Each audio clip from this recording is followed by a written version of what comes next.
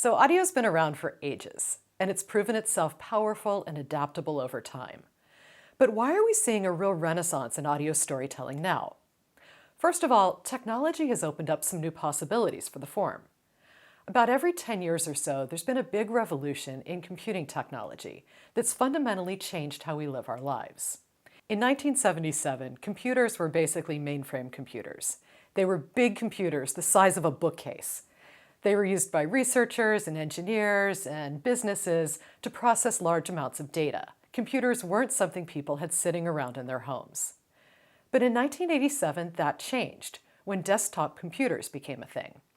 At this point, computers were showing up in our homes. In 1997, those home computers got hooked up to the internet. And this is when news consumption started to change.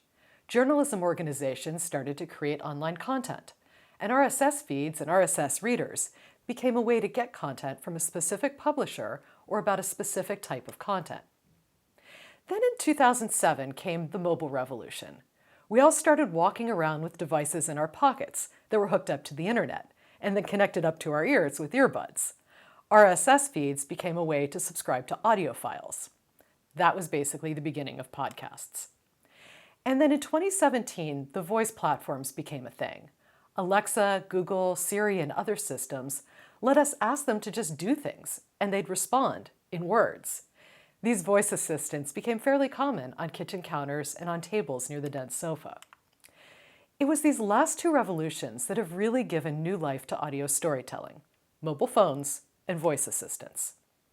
For much of the recent past, audio storytelling in media has basically meant radio. But the smartphones really changed that. Suddenly, we were walking around with those earbuds plugged into a device connected to the internet. And this ushered in that new way of listening to music and opened up the door to podcasts.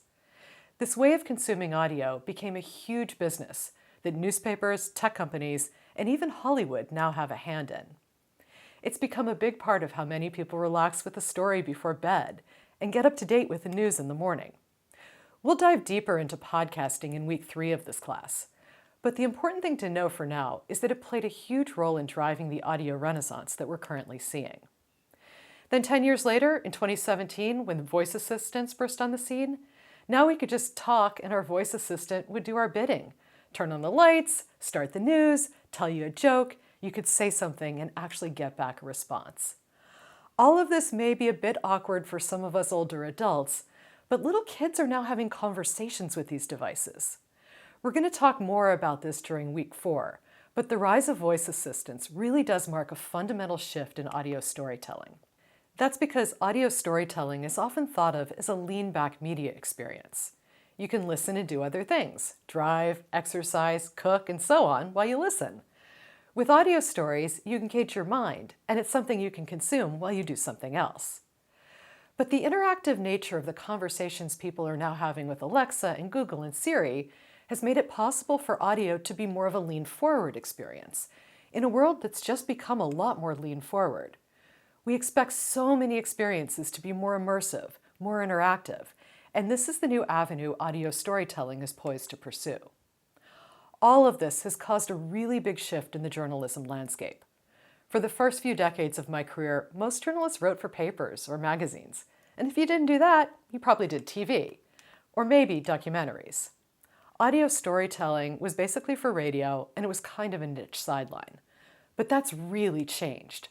Terrestrial, so-called linear radio transmitted on radio towers, or even internet streams of radio stations, are really starting to see their audiences fade away. But as we've been discussing, audio storytelling is really having a moment. In the past couple decades, it's kind of seemed like everyone has become an audio storyteller. The rise of storytelling events like The Moth, TED Talks, and so on, and the cultural force of podcasts has really meant that almost all journalists need to be audio storytellers. We might be called on to turn our journalism into a produced podcast, or maybe a radio segment. Or perhaps we'd be asked to work with a producer to do that. Or we could be asked to regularly discuss our work on a podcast, a radio show, or maybe from a stage. And to do so well means we need to be good audio storytellers. And it takes more than just holding forth about our work. Next week, we'll talk about what makes a good audio story.